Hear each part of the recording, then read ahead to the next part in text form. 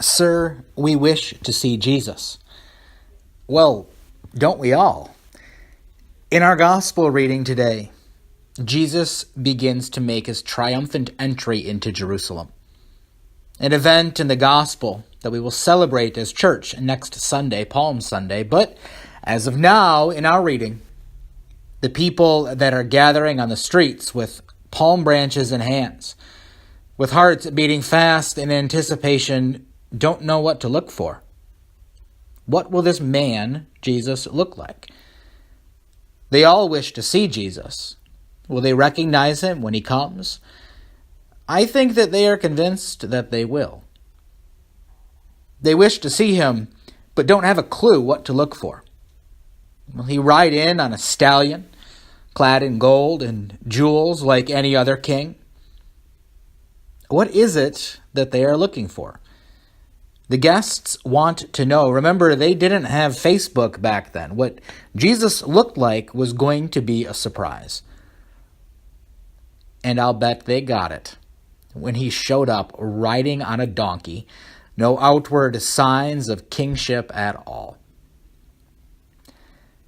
Jesus wasn't that white guy with flowing brown hair and blue eyes that you saw on the portrait as you entered church as a child. Jesus' clothes probably weren't as clean and white. His fingernails weren't pristine. His feet were dirty. His back was sweaty. He rode on an ass. I wonder what they really thought when Jesus came riding in. All those people who had said, "Sir, we wish to see Jesus." Jesus didn't dress to impress. He was a carpenter. He was a laborer that devoted his life to sharing a ministry that meant meeting people in their places of work and life, and that meant getting dirty, eating whatever was offered and not worrying about keeping up an image. I'll bet those Greeks were surprised when they saw Jesus riding in. What were these crazy Jewish people doing, worshiping this man who was anything but the image of divinity? Sure, they wanted to see Jesus, the Christ, but could they see past the earthiness, the dirt and sweat? Why didn't he look more like the Caesars that had ruled the world in the past? I'm not sure they didn't just leave in disappointment. I'm not convinced that they ever picked him out of the crowd. Actually, truth be told, I'm not so convinced that I could either. So some of you might remember recently, I shared that we had a couple stop by on Sunday morning who had just come to town, and were living under the bridge right here next to the church property.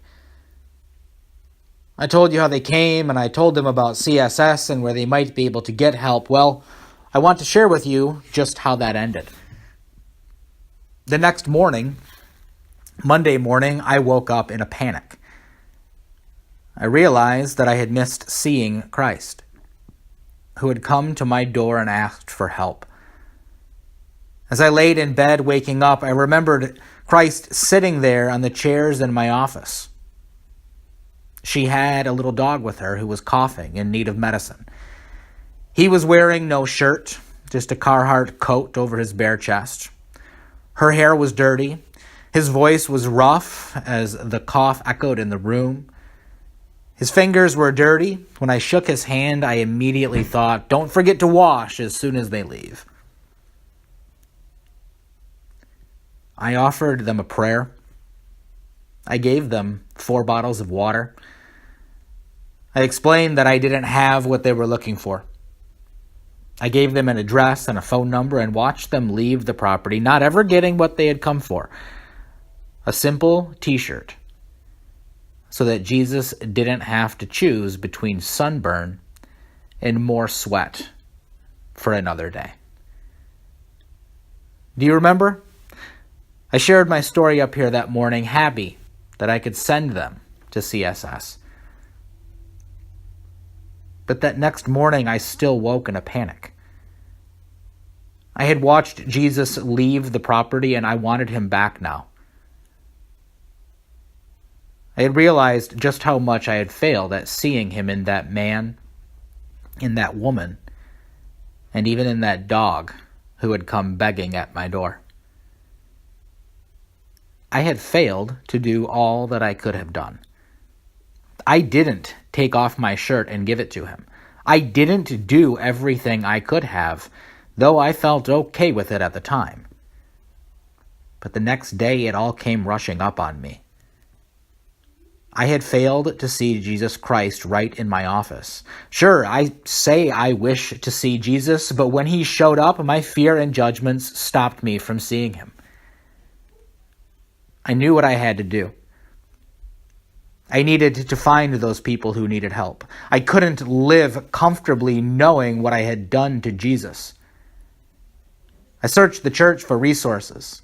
A couple of t-shirts were up in the art closet, a jar of peanut butter and jelly and a box of cereal were right here in this pile of food we're building at the altar, and more bottled waters were in the fridge. I put them all nicely in a little bag that the ELCA had sent me for donating to Lutheran World Relief during Christmas. At lunch, I got in my car and went looking for him. I was desperate to wrong my right. I wished to see Jesus. I drove all around for about an hour. Back behind Publix and the Salvation Army, Jesus wasn't there. Up Dale Mabry I went, scanning the parking lots by Target and Walmart. I had hoped that they were headed toward CSS to get the help that I had sent them away to get. My head darted back and forth, watching the sidewalks all the way up past CSS. Jesus wasn't there. I went north, south, east, and west from this church, but I never found him. I had seen Jesus the day before, and now that I had decided that I wanted to help, he was gone. Hopefully somewhere where he could be with people that recognized him. I still have that bag packed with supplies. It's sitting in my office. I hope he comes back. God, do I hope he comes back. As Christians, I think we all would say, "Sir, we wish to see Jesus," but I'm not convinced that we really do. We want to see the white guy with flowing hair and blue eyes. We don't want the people living under the bridge in our neighborhood. We want the triumphant Jesus. Like even the apostles, we struggle to recognize who he is when he is hung up on the cross. Dirty hands, sweaty back, blood running down his arm. This Lenten season, as a congregation, we have focused our studies and Wednesday worship on better recognizing the faces of Christ in this world. We have learned how Jesus shows up in our lives in those that are the neediest, in those that we most often neglect and pretend aren't really there, those that our society has taught us to ignore. In study and worship, we have seen the face of Christ in women and children. Not the first place where you might expect to find the face of the man, Jesus Christ. The question is still pertinent, though. Will we recognize him in real life? This Lenten season, we've learned that Jesus is there in those that need help and in those who are offering it. Jesus makes those relationships happen, bringing people together in ways that only God can. Jesus is here. We may say we wish to see his face, but all that really means is we can't see it when it is right in front of us. Do you wish to see Jesus? Well, look to your left and look to your right. If you have a compact mirror, pull it out and look into it. He is right there and has been in front of you the whole time. Now that you know what the face of Christ really looks like, will you wait until the next day to help?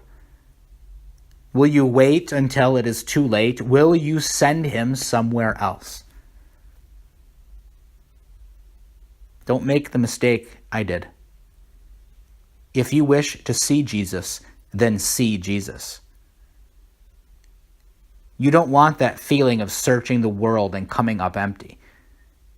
A bag sitting in your office to remind you of how little you did for him. Amen.